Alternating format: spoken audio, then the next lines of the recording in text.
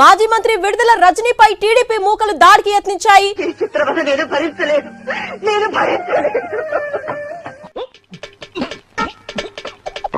విడుదల రజనీ గుడిలో పూజ చేస్తుండగా గుడి ముందుకు వచ్చి హల్చల్ చేశారు టీడీపీ గుండాలు. విడుదల రజనీ కారును ముందుకు కదలనివ్వకుండా కారుపై దాడి చేయడానికి ప్రయత్నించారు. అటు చూడండి, అక్కడ అడ్డు చెప్తున్న దృశ్యాలు మనకి కనిపిస్తాయి. మన బతుకులే టెన్షన్ బతుకులు అన్నట్టు.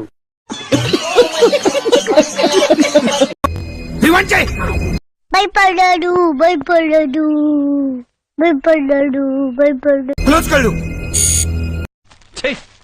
ఎంత పిరికి సన్నాసులు సీమలు అలాగరా పుట్టారు. ఏదైతే చంద్రబాబు నాయుడు గారు కల్తీ నెయ్యి అని చెప్పి విష ప్రచారం చేశారు, సరే అది నిజమే కదా, వాస్తవాలని ప్రజల్లోకి తీసుకువెళ్లారు. దాన్ని చూసాములే. మరి సిబిఐ ఏదైతే తమ ఛార్జ్ షీట్ లో వెలగుందో, అలాగే మన ఎన్డీడీబీ కూడా తమ యొక్క రిపోర్ట్ లో there is no animal fat అని చెప్పి స్పష్టం చేసిందో. చెప్పరా చెప్పు. మరి చంద్రబాబు నాయుడు గారు చేసినవి ప్రచారాలన్నీ కూడా అవాస్తవాలు. ఇలా అబద్దాలు చెప్పి అందరిని మోసం చేయడానికి సిగ్గుగా లేదు. వైఎస్ఆర్ కాంగ్రెస్ పార్టీ మీదకి, అలాగే మా నాయకుడు జగన్మోహన్ రెడ్డి గారి మీదకి గొప్ప సిద్ధాంతి గొప్ప యాదాంతి ఇలాంటి విష ప్రచారం చేశారు. ఏంటి బాబన్న ఇంకోసారి? మరి ఇదంతా కూడా అబద్దమని స్పష్టమైంది. చంద్రబాబు నాయుడు గారు చేసిందంతా అబద్దమని స్పష్టమైంది. గుడి దగ్గర చెవులో పువ్వులు పెట్టుకుని చాలా మంది ఉంటారు, వాళ్ళకి చెప్పుగా. కాబట్టి దీంట్లో భాగంగా మేమందరం కూడా, మా నాయకులందరం కూడా వెంకటేశ్వర స్వామి గుడికెళ్లి, ప్రపంచంలో ఎన్నో అద్భుతాలు జరుగుతున్నాయి, ఒక నా జీవితంలో తప్ప. దేవుడున్నాడు, వాస్తవాల్ని సిబిఐ ఛార్జ్ షీట్ రూపంలో రిపోర్ట్ లో తేలింది.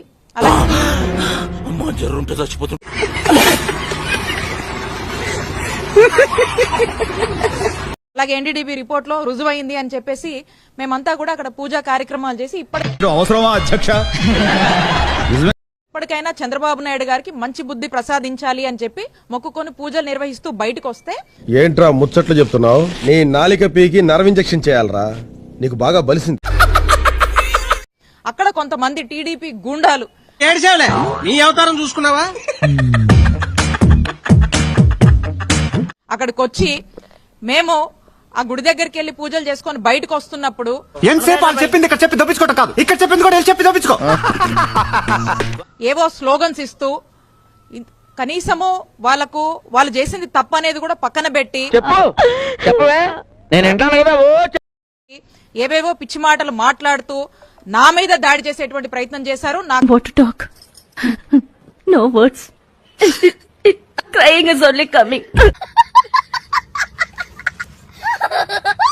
కారు మీద గుద్దుతూ మాట్లాడుతూ, ఇష్టం వచ్చినట్టుగా మాట్లాడుతూ, మేము ఆడికి అలాగే అవ్వలేరా, మేము నియోజకవర్గంలో తిరగొద్దు అని చెప్పేసి చివరి మాట రకరకాలుగా వాళ్ళు ఒక గుండాల రూపంలో ఏ విధంగా ప్రయత్నం చేశారో మీరు కూడా ఉన్నారు, చాలా మంది చూశారు. అక్కడ ఎందుకైనా మంచిది నేను నమ్మలం, నేను ఒకసారి ఫోన్ చేసి కనుక్కుంటానే.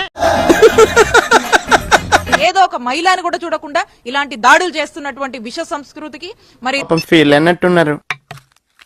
మీరెంత భయపెట్టినా దడవం. మీలాగా 3 ఏళ్లు పదవులు అనుభవించి హైదరాబాద్ పారిపోయి కూర్చోలా. మీరు ఏమన్నా చేయండి, ఎంతైనా బెదిరించండి. ఏళ్ళు ఖాళీగా ఉంటే చూపించాలి సార్. ఖాళీగా ఉంటే ఏళ్ళు తీసేస్తాను, నువ్వు ఏళ్ళు ఇచ్చేస్తాను.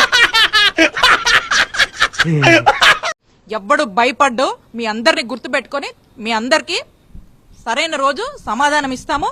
అయ్యి బాబోయ్, అలా భయపెట్టకండి అంకుల్, ఏదో చిన్న పిల్లలు ఇలాగే బ్రతకలేమండి అంకుల్ ప్లీజ్. ఇప్పుడు ఎవడైతే వచ్చి ఓవర్ యాక్షన్ చేశారో వీళ్ళందరినీ కూడా గుర్తు పెట్టుకున్నామని తెలియజేస్తున్నా.